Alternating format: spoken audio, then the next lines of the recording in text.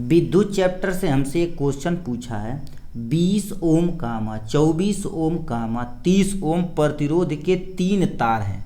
पहले श्रेणी क्रम में जोड़ना है, फिर समांतर क्रम में जोड़ना है। ठीक, प्रत्येक दशा में तुल्य प्रतिरोध ज्ञात करना है। यानी श्रेणी क्रम में प्रतिरोध क्या होगा, समांतर क्रम में प्रतिरोध क्या होगा। तो हम क्या कर देते हैं, यहाँ पर श्रेणी क्रम में ठीक है सॉल्व कर लेते हैं, और इसके बगल में आपके सामने हम क्या कर देते हैं, समांतर क्रम में ऐड कर लेते हैं। ठीक, हम श्रेणी क्रम का फार्मूला क्या जानते हैं, R बराबर क्या होता है, R1 प्लस में R2 प्लस में R3 होता है। ये आपके सामने फार्मूला हो गया है।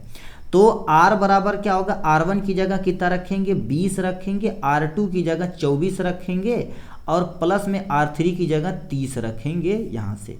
तो R बराबर तुम्हारे पास कितना हो जाएगा, 30 20 50 और 7 कितना हो जाएगा, यानी 70 4 74 ओम हो जाएगा। यानी जो श्रेणी क्रम में आएगा उसका तुल्य प्रतिरोध कितना होगा, तुल्य प्रतिरोध जो आपके सामने R बराबर 74 ओम होगा आपके सामने यहाँ से।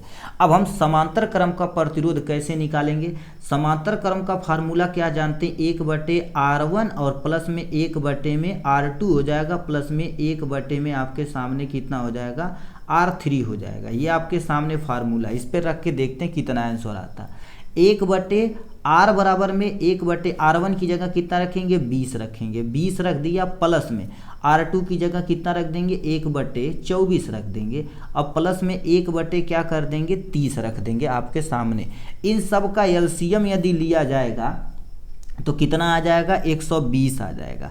1/R बराबर में अब देखा जाए तो ये कितना गुना 6, 20 छक्का एक, यानी 20 छक्का 120 हो जाएगा, प्लस में 24 पच्चे 125 हो जाएगा, 3 चौका 12 यानी 40, यानी हो जाएगा आपके सामने यानी 30 चौका 120 हो जाएगा आपके सामने यहाँ से। 1/R बराबर आपके सामने इन सबको ऐड किया जाए, 6 4 10 5 15 बटे में आपके सामने 120 हो जाएगा।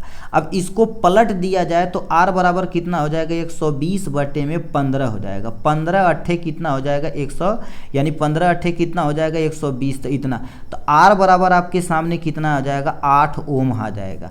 यानी इससे क्या पता चलता, समांतर क्रम में यदि रखा जाएगा तो 8 ओम, श्रेणी क्रम में जाएगा तो 74 ओम।